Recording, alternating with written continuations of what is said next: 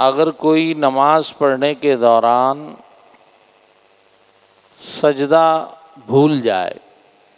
کسی رکعت میں 2 سجدے کی بجائے 1 سجدہ کر لیا، یا دونوں سجدے ہی بھول گئے، کوئی آگے پیچھے اور ارکان ادا کیے لیکن سجدہ نہیں کیا، اگلی رکعت شروع ہو گئی، تو چاہے امام کے پیچھے نماز پڑھ رہے ہوں، اگر مقتدی کا 1 سجدہ یا 2 سجدے کسی رکعت کے رہ جائیں گے تو اس پہ فرض ہے کہ وہ اگلی رکعتوں میں ان پچھلے سجدوں کو ادا کرے گا۔ پہلی رکعت کے اندر 2 سجدے کرنے تھے، چاہے اکیلے پڑھ رہے ہیں چاہے امام کے پیچھے پڑھ رہے، فرض پڑھ رہے ہیں یا نفل پڑھ رہے ہیں، ادا پڑھ رہے ہیں یا قضا پڑھ رہے ہیں، کوئی بھی نماز، ہر نماز کے اندر ہر رکعت میں 2 سجدے کرنا فرض ہے۔ فرض کسی کے لیے معاف نہیں ہوتا، مقتدی پر بھی فرض ہے، امام پر بھی، علیحدہ پر بھی، سب پر۔ تو اگر کسی رکعت میں بھول گئے، سجدے نہیں کیے، تو اگلی رکعت جب پڑھیں گے تو ان سجدوں کو اگلی رکعت کے سجدوں کے ساتھ ادا کریں گے۔ گویا کہ اگلی رکعت میں 3 سجدے کریں گے، اگر ایک سجدہ پچھلا، 2 اور سجدے اس رکعت کے، 2 چھوٹ گئے ہیں تو پھر اگلی رکعت میں 4 سجدے کریں گے، 2 سجدے اس رکعت کے اور 2 پچھلے،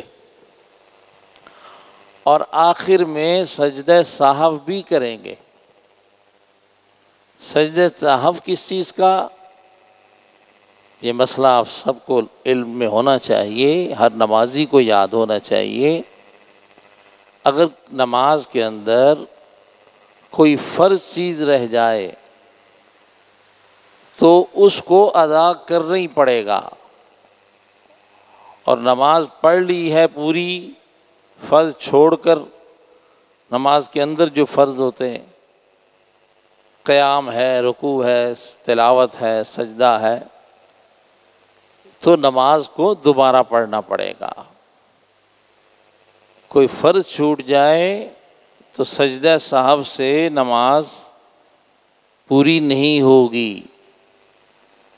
فرض ہی کو ادا کرنا۔ ہاں اگر فرض ایک جگہ چھوٹ گیا تھا، دوسری جگہ ادا کر دیا، تاخیر ہو گئی اس کے ادا کرنے میں، یا کوئی واجب بھولے سے چھوٹ گیا، تو سجدہ سہو کرنے سے وہ نقصان پورا ہو جاتا ہے۔ تو جیسے مسئلہ ابھی پوچھا گیا ہے، نماز کی کسی رکعت میں 1 یا 2 سجدے کرنا بھول گئے ہیں، تو ایسی صورت میں اگلی رکعت کے اندر ان سجدوں کو ادا کیا جائے گا، اور آخر میں سجدہ سہو بھی کرنا لازمی ہے، اس لیے کہ ان فرض سجدوں کو ان کی اصلی جگہ پر ادا نہیں کیا تھا، تو اگلی رکعت میں ادا کیا ہے، جگہ بدل گئی، تاخیر ہو گئی۔ یہ بعض اوقات نماز میں غلطی ہو جاتی ہے، تو اس صورت میں بعض لوگ ایسے ہی چلا دیتے ہیں کہ بھئی کوئی نہیں، اللہ قبول کرے گا، اور بعض لوگ پھر نماز دوبارہ پڑھتے ہیں، بعض لوگ شک میں رہتے ہیں کہ اب پتہ نہیں کیا ہوگا۔ تو اس لیے علم سیکھنا، مسائل سیکھنا، یہ بندے کو آسان کر دیتا ہے، بندے میں یقین پیدا کرتا ہے، تو آپ اس کے مطابق عمل کریں گے تو بے فکر ہو جائیں گے، کوئی شک نہیں رہے گا۔ اللہ تعالیٰ سمجھنے کی اور عمل کرنے کی توفیق عطا فرمائے۔